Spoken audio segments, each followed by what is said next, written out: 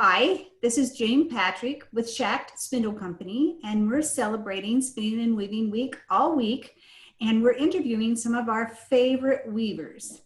My guest today is Madelyn Hoogt. She lives on Whidbey Island in Puget Sound, and I would call her a weaving rock star. I mean, she's even in the weaving, what are you, the best weaving list in the world or something I saw? Do you know about that? I You're on vaguely. it. You're there. You're up there, and you know she's accomplished so much. She's written books. She's edited books. She was an editor. Taught workshops, written articles. She's done so much in the way of education for all of us.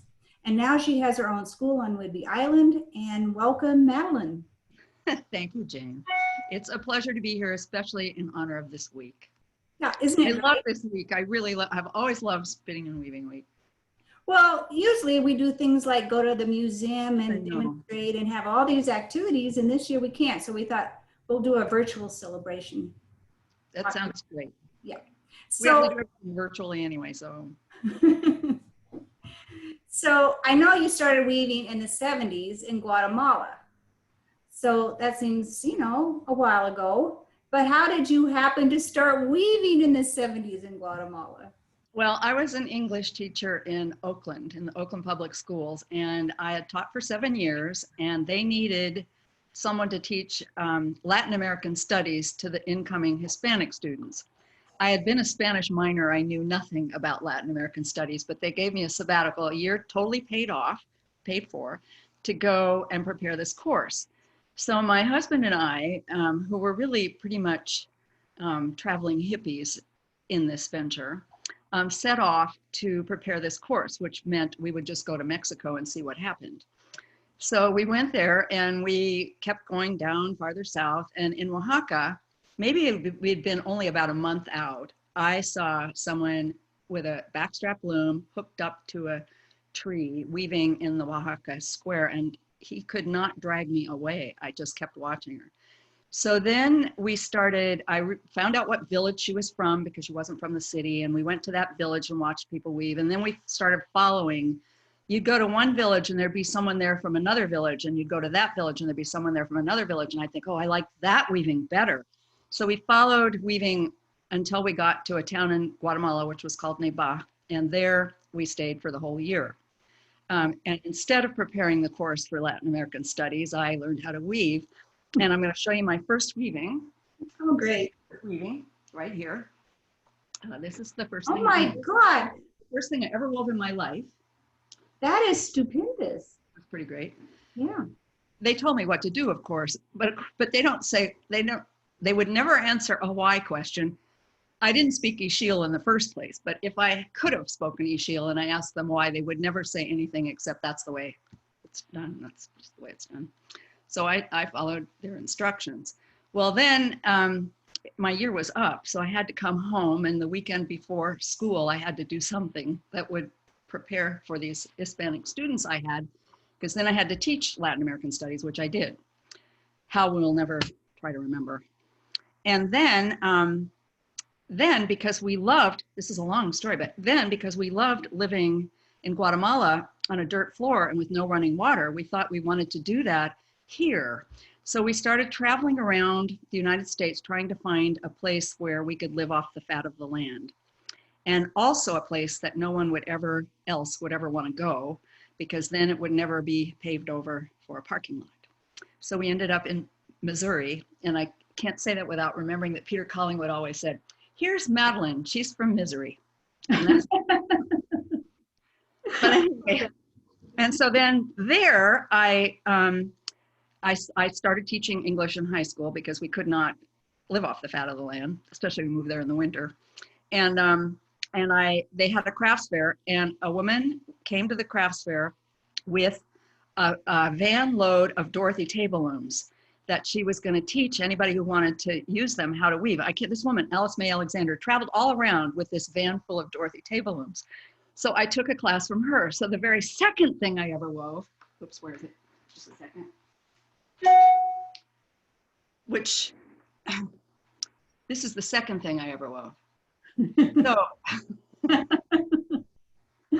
so, so I figured there were some few things I had to learn. So that's how I got started. And so what I did was I went online and I bought my first loom. I didn't know anything about looms except this was woven on a Dorothy table loom. And I found an ad. It was in handwoven. It was in handwoven. It's like handwoven was just out, either interweave or handwoven, can't remember. And it was for a loom with so many shafts, which I didn't know what they were, so many treadles, I didn't know what they were, some kind of break, I didn't know what that is, but it was made out of cherry. So I bought that loom because that's the only word I understood. And that's how I started weaving. That's a great story. And then you were going to also ask me how I learned so much. I'll tell you what happened then was I joined a guild. And I think I call this my birth guild, and that's the Columbia, Missouri Guild. And the way to learn how to weave is to join a guild. The guild will have study groups. They'll have people there who are dying to get other people to weave. They will help you. They will loan you a loom. They will give you yarn. They will take you under their wings. And then they'll sponsor workshops from people from afar, and they have libraries. And that's how you learn to weave here. But you really learned a lot. I mean, there's a lot of people involved in guilds that didn't acquire the knowledge that you did. And so there must have been something particular that you wanted to dig into that made you become so accomplished. The thing that happened was I started I wanted to weave coverlets. We'd always collected textiles. So I wanted to weave, and so we had a lot of coverlets and old other textiles. So I wanted to weave coverlets, which I started doing. Well, as soon as I started doing them, I wove them for a living. I'll show you two. Here's one. Oh my God, Madelyn. Overshot. Here's another. They're so heavy that we have to know that here's another. That's double weave. Is that double weave or? Yeah, double weave. And they'll fit a queen size bed bigly. So this is weaving them for a living, in quotes, is not exactly what you call a profitable venture. The yarn, this weighs like a lot of pounds. The yarn would cost me $200 then. And I would spend at least 200 hours. How much do you think I could get for them? $200? I was lucky if I got $500. But I figured that was good. But so then when I started weaving them, people said, why don't you teach this? So then I'd do something and then I'd teach it. And the thing is, to teach something, you really have to learn a lot. And it's teaching that made me learn. It made me, to explain something, you have to really understand it. So then you start learning about that and you learn something else and it just goes on and on and on. And that's how really it happened. Well, I think that's true. And I also think, I mean, you were a magazine editor first at Weavers and then at Handwoven. I was editor of Handwoven. And when I went to Handwoven, I virtually knew zero. Yeah. Hardly anything. Exactly. But by editing, right, which is kind of like teaching, I think, you really have to understand. If you can't understand what's on the written page, your readers aren't going to understand that. Exactly. Right? That's number one. And the other thing about both teaching and editing that not all teachers and editors have is the ability to figure out what the person who's reading or hearing you is actually getting. Putting yourself in the mind of the reader is a different thing. You can understand something and explain it, but if you're not aware of how all the sentences that you're saying are going to be heard by the other person, it's not going to be good enough. And so I think that is the thing that teaching and editing have the most in common, is the awareness of the reader or the student. And I think of that a lot of times when I'm talking to people who don't have that in their lives. They're saying stuff, but they have no clue what the people who are listening to them are hearing. I guess some people have sympathy without empathy. And you have to be empathic to get your students so that you can really tell them what you're trying to say. Right. And I think it's harder. I mean, I think when you're teaching in person, I think as people communicate, you're not necessarily saying the exact words as you say, right? And because you're there showing them, Yes, right. There's face eye contact. There's there's things more you show them. information, Yes. right? Right? Yes. Yeah. Yeah. So, I mean, when I was editor of Handle, and maybe you did this too, because, you know, you were also a teacher in a classroom before all this other stuff started happening. But I had this person in my mind who I thought was the reader. Yes. And she was kind of like me, the person Exactly. that didn't know too much. Right? He was like you before you knew what you knew now, and now you had to have that help that person get there. Yeah. Yeah. But I loved editing. Yeah, me too. Yeah.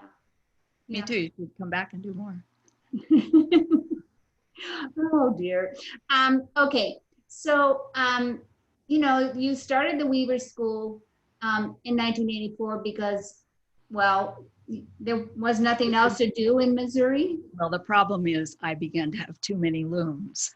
The whole thing that made me start a school was having too many looms. So I had to explain why it was, because every time I wanted to do something different, I just get another loom. I liked keeping each like one loom, one project. So I'd have a double loom for the double weave, a loom for the overshot. I mean, I just kept built summer and winter loom, blah, blah, blah. So we had also bought the farm next door, and it had a house on it that was being rented out to tenants, and I was responsible for them. And that was a pain in the neck. So one day I told everybody in town that I was going to have a weaving school there. And then finally I was brave enough to say to my husband, you know what I'm going to do is, honey, is I'm going to have a school there. And so then I did. And I moved all the looms up there, and I just kept buying more looms. And the loom is the real reason for the school. And you so now I have 32 of them, and lots of them are baby wolves. Our favorite. Probably 20 of them are baby wolves. Yeah. I meant to count before this, but I forgot. Well, that's a lot. That's plenty. That's a lot. I know, and I might need another one soon. So, you know, in 1993, you moved your school to where you are now, and you have classes all year long, but right now during the pandemic, you aren't. Yeah. So, you know, that's a long time to be having a school. So how do you keep after it, and what propels you to keep going, and, you know, like what's unique and exciting about what the school is? It's well, the way I run it, I don't know that it's unique and exciting, but the way I have it is that I love is I have all those 32 looms are threaded permanently. So they all have their permanent threadings, just like all of my looms have had. One threading, one loom. And they're every weave structure that I know of is represented, except for a few that would be hard to have in a school. But when I get a new idea, then I want a new loom. So there's always something a little bit new to me that's there. But the thing that can happen there that I think is relatively unique is that people can weave samples on each of those looms. They don't have to warp them or anything, but they get a wide range of all the possibilities there. And I love that. And it seems to keep working well. And all I need to be excited about the school is the students coming in, and then it's just great as always. Right. And I think one thing that is nice about your school is people come for a whole week. Yes. Right. A whole week. That's what they do. They come to you, and that's all they do for a whole week, which is something I've never done, but it sounds great. I know, it's good. It's good. Yeah. And there's lots of them. The other thing that a point I was thinking would be important in Spinning and Weaving Week is all of the important people in my life, almost all of them, it's very few, it would not be true, have come to me through weaving. Most of them are weavers. And they know, weavers are my closest friends. They know more about me than my family. And when you enter the world of weaving, you get this incredible family of people.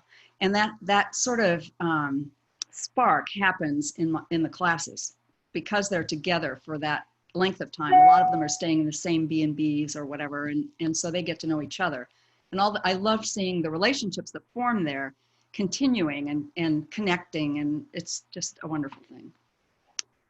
I think that's really true. And I look at so many instances that I'm involved in the weaving community, and they're such generous people, really generous Absolutely. with their time and, Absolutely. taking time out to help people, not only with their weaving, but in their lives. Yes. So it's Completely agree. great that we have this to share. I know. Like you, like I have you from weaving. It's so great. But the sad thing about the pandemic is, you don't have all these students coming to you. And I know you're spending some of this time working on a new book, which is very exciting. You want to talk about it and give us a hint? Well, I should be working on it instead of talking about it. No, it's going to be called The Complete Book of Weaving, which is a really terrible title because there can't be any such thing. But since I had the Complete Book of Drafting, I just can't I could call it the Almost Complete Book of Weaving or something, but so it's going to be as complete as I can make it. It's going to be the Almost Complete Book of Weaving. Anyway, I'm going to go through weave structures like the Complete Book of Drafting, but in greater depth and adding some. And then through also warping weaving techniques, planning projects, yarns, stuff like that, all the other things that go along with weaving besides weave structures. And so I'm plugging along, but it's a slog because it's very hard. The pandemic gave me all this extra time, but it also removed a lot of deadlines. Like before I would have all the things I need to get done before the April class, all the things I need to get done before. Now it's kind of more nebulous. And so I have to set my own deadlines, and that sometimes is hard. Well, I find that too. I mean, we were both editors where deadlines were, a curse or a blessing, depending how you view them. And frankly, I really do. I think most people need deadlines. Yep, me too. I mean, it's embarrassing. I've been working on these napkins for 2 years. Yeah. And I mean, really, I made about every mistake possible working on it. What are the napkins? Oh, they have, I modified the draft. It was a 4-shaft draft that Connie Lelena did years and years ago on handloom. They were curtains, and I always loved them, and had a little canvas weave in it. Canvas weave. But I decided I wanted to do it to 8-shaft. So I got out Fiberworks and I got that done. And then I just made all these threading errors. Well, first thing I didn't do is I didn't do a sample. Oh. And I had extended the block a little bit, which was wrong. So it was too thready. So then I rethreaded, just that kind of project. But what got me to finish them was we're having a contest at Schacht. Good. So therefore I thought, okay, now I'm going to finish them, and I got them off the loom. I'm hanging them, and I'll have them done by Thursday. Yeah, that's just great. That's the deadline. And I think we've been talking about this before, that it would be great now for one thing that's wonderful for weavers it's not wonderful about the pandemic, but weavers have an advantage in that they have been connecting with each other via the internet and all kinds of long distance things for forever. And they haven't been able to be together weaving anyway. They're always doing something by themselves in their own rooms or studios. So what they can do now to really help each other is to have all kinds of deadline-y types of things, guild contests, study group contests, or challenges, or a subject to study and make a project. And the more of that they do, the more, a lot of people are definitely weaving now. I get lots of emails from people who say, I have so much time, I'm doing all this weaving. And that's good. Those are good people that are doing that. But some of the rest of us need a sort of a challenge to accomplish. And so that would be a great thing for guilds and groups. I think that's a great idea. It's a challenge. Yeah. Good.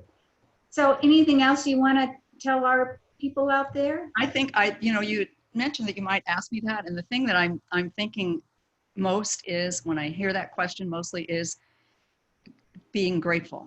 I feel like we should be really, really grateful that we found weaving. I am so grateful for that.